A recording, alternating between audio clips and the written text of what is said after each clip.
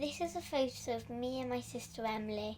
We both loved cooking and loved reading. She was my favourite sibling of all, but she is now in heaven.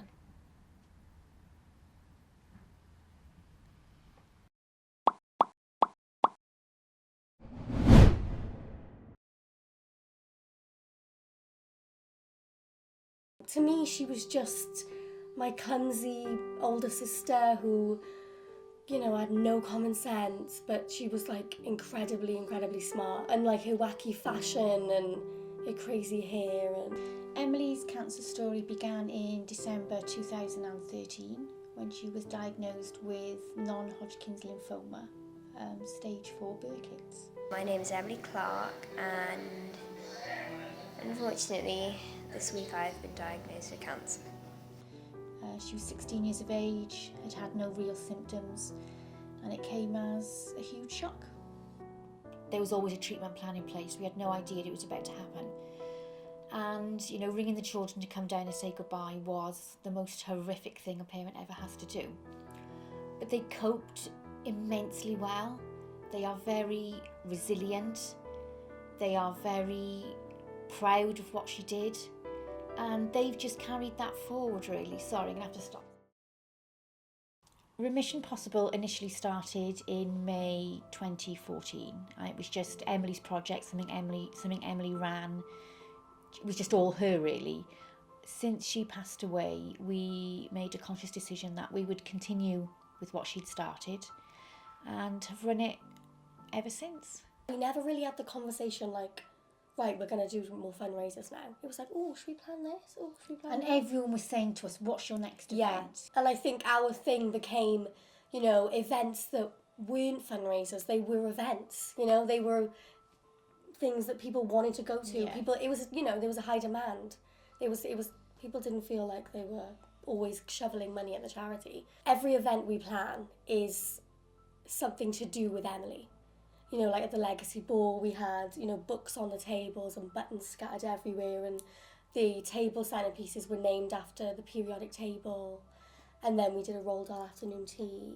Because that was her favourite author. Yeah, and she'd always had discussions with the nurses about gin. So we do gin tastings and cocktail events and ladies' lunches. So everything is, you know, what Emily would have, it was her. Yeah. One day, just randomly in the car, my random thoughts, I say, Mum, wouldn't it be amazing if one day we could build a library for Emily? And I never thought like a cancer library, I never thought anything to do with a cancer centre. I just said, you know, if we could fund a library, because I think we always think about lasting, you know, things that can last, things that will be, I always think forever. Yeah, they're forever, something that's hers, that we've put in, that she's got forever. A few days later, don't think much of it, Mum comes back and goes, I've spoken to Rachel, who's the fundraiser for Maggie's. She said that they are currently building, or they're starting to build, a centre in Cardiff. We have an opportunity to fund the library for Maggie's. So it was just like, you know, the perfect thing, wasn't it, really? Yeah. And it didn't take anything. We were just like, yeah, we're going to do it. Not really thinking how difficult raising £20,000 in a year would be. We talked about it as a family, and we talked about it as friends, about a lasting tribute to Emily. And a park bench just didn't sum up. Yeah. It didn't sum up her. Mm-hmm. And suddenly we were in a position where Emily, who was the bookworm, who always had a nose in a book, who dreamed of studying medicine, and there was suddenly this medical library being built by a charity that we'd already pledged we wanted to help. And it sort of, back to that original logo of ticking boxes, it sort of ticked all the boxes. So I was like, yeah, we'll do that, it'll be fine.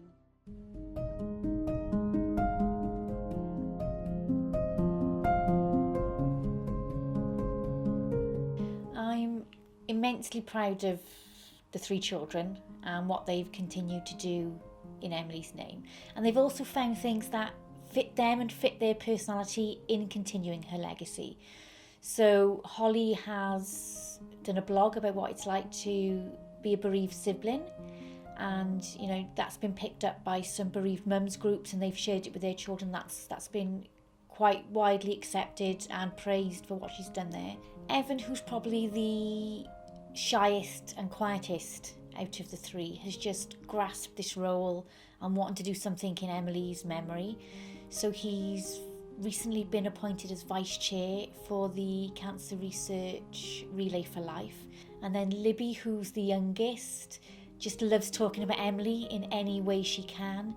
She spoke about Emily at an event for inspirational women, and she does lots of fundraising, and they've all just done their own thing, but very much in memory of Emily and for the kind of charities that we know and they know that Emily would have supported. So yeah, extremely proud of them.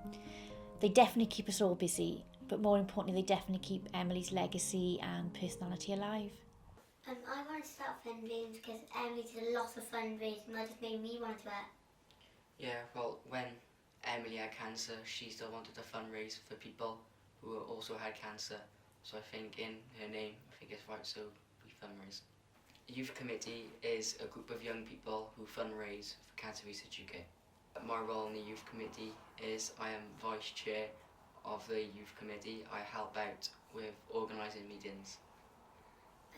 My role in the Youth Committee, I am a team member and I help with bucket collects and fundraisers.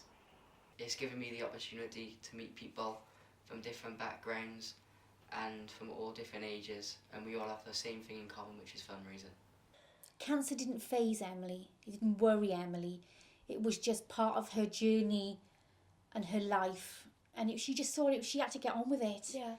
And that's very much what she did. She got on with it in her very unique way. Yeah. And she just saw that, well, if I've got this, I might as well make the most of it and actually try and help other people as I'm going along. To the runners, especially those who didn't even own trainers when they pledged their support, to the gent who offered to cycle to work all 131 miles, to the swimmers, the bakers and the gin drinkers, and the skydivers. Emily may have started this, but you are definitely what keeps it going. If having a bar of chocolate in the middle of the night because you haven't left your sick child's bedside helps with the hunger, or if reading a bedtime story from a story stack we donated raises a smile on your child's face, if having a shower at the end of the day when your child is thrown up on you repeatedly from chemo, if all those donations helps raise a smile, then we're doing a bloody good job. It's not always about chasing the huge fundraising amounts, it's showing every penny, every donation really does count. Asking someone to raise £21 for Emily's birthday makes fundraising accessible to everyone, hopefully inspiring the next generation and those who wouldn't normally get involved to take part. I don't want you leaving this thinking how inspirational I am unless you're inspired and motivated to do something.